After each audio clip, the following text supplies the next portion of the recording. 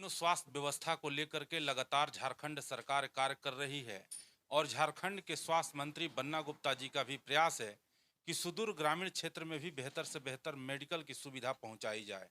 आज हम लोग पहुंचे हुए हैं घोड़थम्मा में, एक चांसी दवाखाना है जहां पर डॉक्टर समरूप विश्वास जी हैं, जिनसे हम लोग जानने का प्रयास करेंगे कि इनके क्लिनिक तक किन किन डिजीज के पेशेंट अधिक आ रहे हैं और ग्रामीण स्तर पर हेल्थ से रिलेटेड किस तरह के समस्या लोगों के बीच हो रहा है।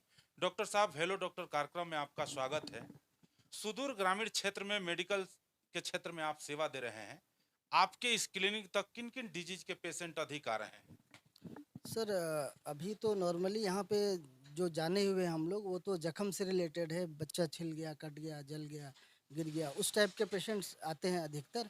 और पेशेंट्स तो ऐसे भी आते हैं जो मलेरिया टाइफाइड के भी शिकार हैं, बट उनका ट्रीटमेंट हम लोग नहीं कर पाते तो हम लोग रेफ़र कर देते हैं या तो सदर हॉस्पिटल कोडरमा या फिर राजधनवार में। बाकी और भी यहाँ पर भी क्लिनिक ढेर सारे हैं, चल रहे हैं, हम लोग उधर रेफ़र कर देते हैं। बट मोस्टली हम लोग का जख्म से रिलेटेड है। कट गया, गिर गया, छल गया, दाद हो गया, खुजली हो गया, उस टाइप के जो पेशेंट्स हैं वो हम लोग टैकल करते हैं यहाँ पर। क्योंकि डॉक्टर साहब, देखा जाता है कि सुदूर ग्रामीण क्षेत्र में उतना बेहतर डॉक्टरों की व्यवस्था नहीं होती है। उसके बावजूद भी ग्रामीण स्तर पर जो अनुभव के आधार पर आप लोग सेवा देते हैं या जो भी आरएमपी डिग्री वगैरह लेकर के मेडिकल के क्षेत्र में आप लोग काम करते हैं, इसके बावजूद भी, सेवा देने के बावजूद भी सरकार के तरफ से एप्रिसिएशन के बजाय आलोचना का शिकार कहीं ना कहीं होना पड़ता है। झोला छाप डॉक्टर या क्वेक डॉक्टर कहा जाता है। उस वक्त क्या महसूस होता है?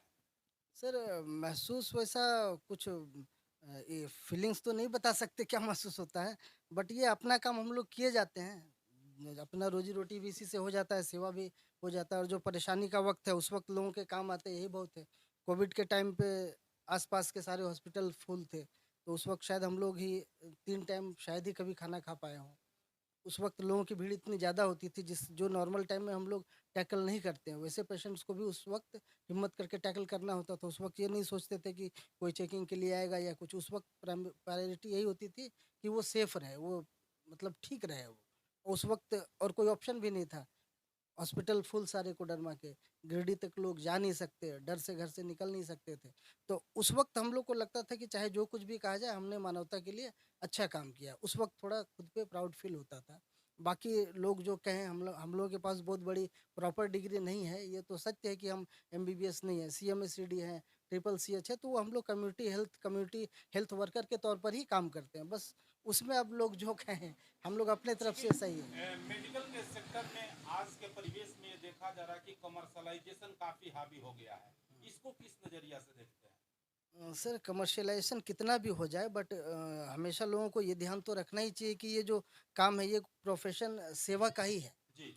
अगर आप ये प्रोफ़ेशन चुन रहे हैं तो उस वक़्त ही आपका माइंड मेकअप होना चाहिए कि सेवा देना हमारी प्रायोरिटी है। बस उसी सेवा के साथ-साथ अपना रोज़ी-रोटी चले। बट आप इसको बिज़नेस के तौर पे अगर आप लेते हैं तो कहीं न कहीं आप गलत हैं।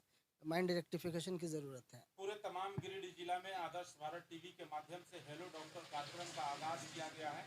इस घोड़थम्मा क्षेत्र के सुदूर ग्रामीण क्षेत्र के लोगों को बेहतर स्वस्थ रहने के लिए क्या संदेश देना चाहेंगे?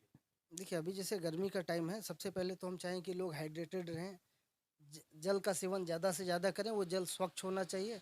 भोजन भी जो है यहाँ गाँव में जैसे बासी का प्रचलन ज़्यादा होता है, तो वो सब से अब बच के रहने की ज़रूरत है। हालाँकि कोविड के बाद से लोगों में काफ़ी सुधार आया बर्ताव में। वो साफ स्वच्छ भोजन, पानी लेना ताकि टाइफाइड से बच सकें। मलेरिया का भी वक़्त आ रहा है अब, तो ऐसे में मच्छरदानी में रहना, बच्चों को मच्छरदानी के अंदर रखना, खुद भी सेफ रहना और हाइड्रेटेड रहना, बस यही कहा जा सकता है।